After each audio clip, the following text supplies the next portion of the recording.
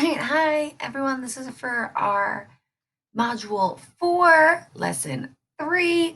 I made these review slides to just kind of add some visuals to what you've already heard. And now I kind of want to go through it with you so you can use this to review. All right, so we have 3 main ideas, and I like to put them on a timeline so that you have an idea of what order they happen. Right, so the first thing that happened was after, everything we already learned about, the first thing in this lesson that is going on is that Thomas Paine wrote Common Sense, and this led many colonists to support revolution.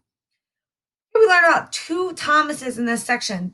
So remember that Thomas Paine is the one who wrote Common Sense, right? I try to think of it as it really pained Thomas Paine to see so many people against revolution. So he had to write Common Sense. So, what is Common Sense? Common Sense was a 47-page pamphlet written by Thomas Paine, and it was published in January of 1776. Right? So we call it a pamphlet, but it's more like a short book. All right? Something that was really, really big about this pamphlet was that he wrote it in what at the time was plain English. I know we looked at some of it and it looks less plain now, but at the time, that was the way people spoke, right? It's as if I wrote the way that I'm speaking right now. Because of this, it was more accessible. People were able to understand it, right? In addition, he spoke really passionately. So Common Sense is written in this regular speaking type of tone, and it is passionate.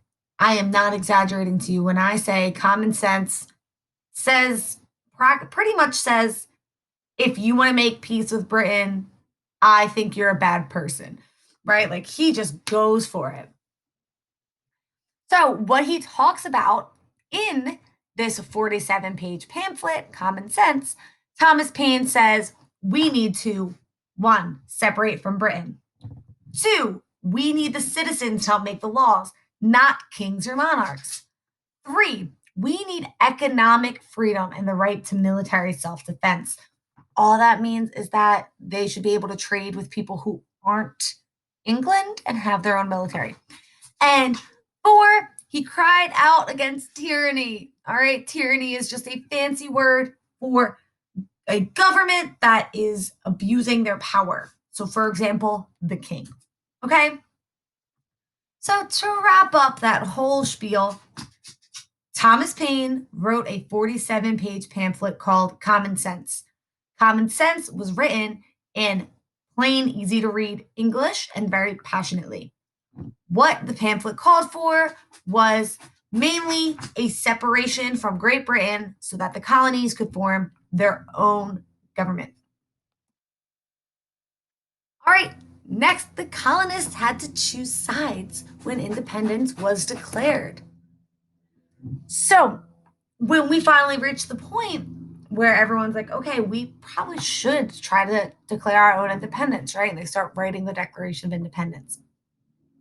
A lot of this is because of Thomas Paine's ideas and common sense, right?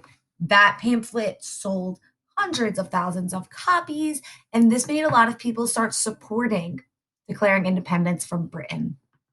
So when the Second Continental Congress decides in June of 1776, so only about a few months after Common Sense was published, that they were going to write the Declaration of Independence.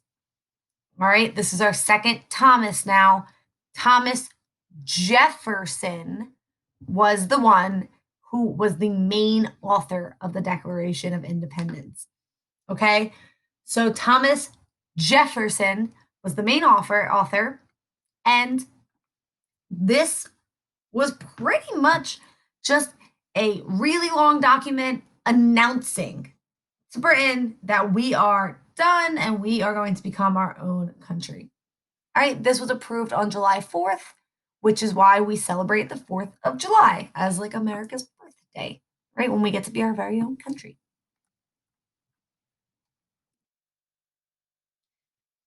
Okay, so for choosing sides, you know what I'm going to do actually? I'm going to leave it at this, and then the second video will start on this next slide because I want you guys to be able to find your information quickly. I think that's easier in 2 videos.